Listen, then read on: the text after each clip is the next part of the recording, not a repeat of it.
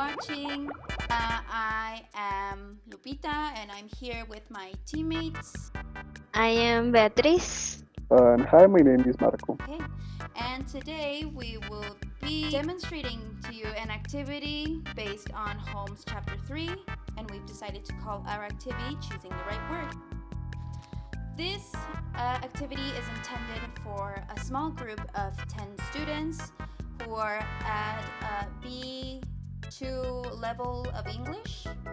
And for our class objectives, we've decided that students will be able to identify which synonyms are formal and informal, and students will be able to use the right synonyms in short dialogues, for example, with a role play, and students will be able to explain how word choices change depending on the situation. I have some questions before we watch the video. Why do we have words for the same idea? Do they always mean exactly the same thing? Let's take a look at the video. Show the movie! Informal English versus formal English. Nice to meet you. It's a pleasure to make your acquaintance. ASAP. At your earliest convenience. Say hello to John for me. Please give my regards to Mr. Dean. Who's this? May I ask who is calling? Sorry, I can't make it. I'm afraid I won't be able to attend. After we have reflected on the video with the questions, we will move to some examples to demonstrate to students the variety of synonyms that they can encounter in different contexts. For example, we have assist, give a hand, demonstrate, show, maintain, keep, require, want, consume, eat, depart, leave or go, terminate, end or finish.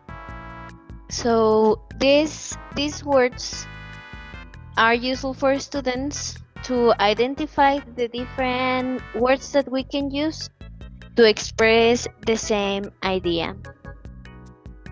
And then we will move to the practice. We have this activity where students have 10 different synonyms where they will choose, according to what we have analyzed, which one of these words is formal and which one is informal. So with this identification, they will be able to present a role play in the next activity. For the role play, they will create couples and then they will prepare a dialogue with 5 of the words that were seen in the previous activity, and they will present that dialogue in a performance. And after that, we will have some reflection questions. The scenarios that we will have for this role play is talking to your best friend, and that is going to be an informal context. And the second scenario is a job interview for a formal context. After we have seen this, check this, and the students have presented, we will move to the reflection questions. And well, for the reflection part of the lesson, we will conclude the whole class. And for this, we have 3 questions that the students need to answer, either on a written form or just to discuss among themselves, or maybe with the whole class as well. The first question is, did you notice how you change your words depending on the situation? The second question is, which words sound more natural with friends?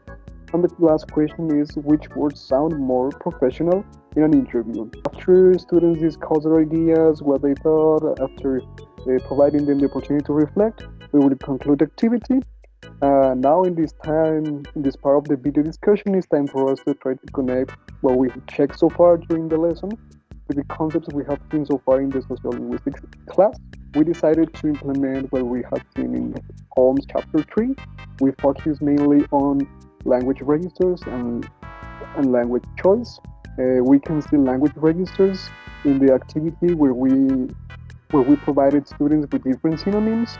For instance, you will use words such as assist or terminate in more high register when you are in a more formal context, and you will use the other kind of synonyms like help, finish, or end in a more informal context or situation. And about language choice, it is important for students to notice what kind of words, what kind of expressions to use, depending on who they are referring to. If they are in a job interview, they may tend or they may prefer to use words such as assist or terminate. But if they are talking with their friends, it may be easier for them to use words such as help or finish. And that is basically the way we manage to connect the concepts with an activity that could be implemented in a real language classroom. And that will be it from us. Thank you very much for watching. That's it.